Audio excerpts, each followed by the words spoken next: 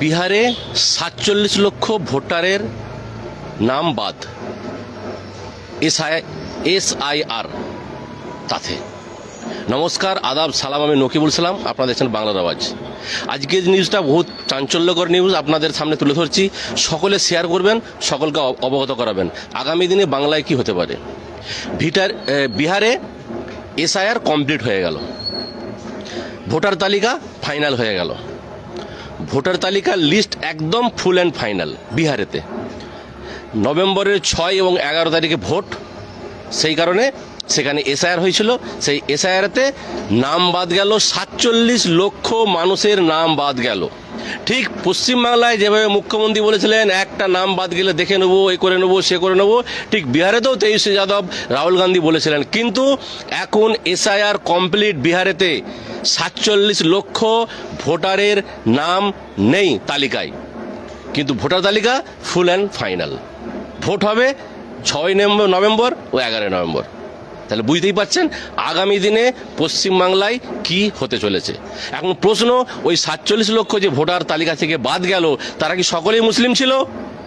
না, এটা ভালো করে বুঝতে হবে। পশ্চিমবাংলার মুখ্যমন্ত্রী বারবার বলছেন, অভিষেক ব্যানার্জি বারবার বলছেন, একজন নাম বাদ গেলে আমরা আন্দোলন করব, ইলেকশন কমিশনের অফিস ঘেরাও করব। কিন্তু যাই বলেন, পশ্চিমবাংলা তো এসআইআর হবে, আর সেটা শাসক দলের পক্ষ থেকেই ঘোষণা করা হয়েছে অন্যভাবে, যে আপনারা আপনাদের যাবতীয় নথি প্রস্তুত রাখবেন।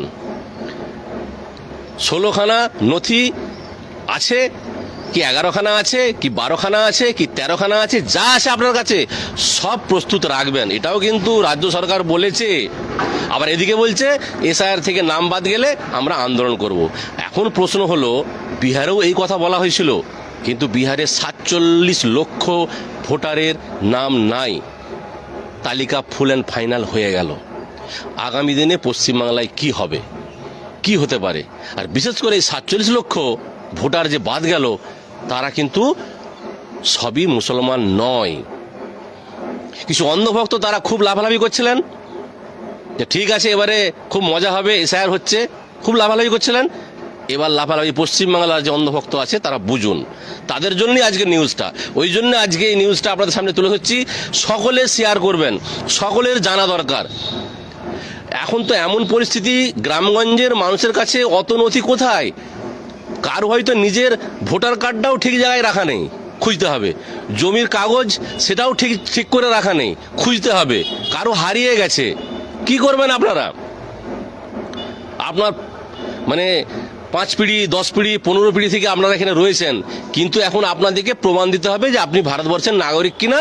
এবং হয়তো আপনার নামটাও বাদ যেতে পারে, হয়তো আমার নামটাও বাদ যেতে পারে। দেখাবে যে এই তথ্য নাই। এখন কি করবেন? পশ্চিমবাংলার মুখ্যমন্ত্রী এবারে কি বলবেন? রাজ্য সরকার এই বিষয়ে কি ভাবছেন? আজ ফাইনাল হয়ে গেল বিহারে ৪৭ লক্ষ ভোটারের নাম বাদ, সবাই মুসলিম নয়, সব ধর্মের মানুষই তাতে রয়েছে। আর ২০২৬-এ ভোট মানে খুবই তাড়াতাড়ি পশ্চিমবাংলায় শুরু হচ্ছে। আর সেখানেও সকলকে নথি দেখাতে হবে, গ্রামগঞ্জে সাধারণ মানুষ সবাই।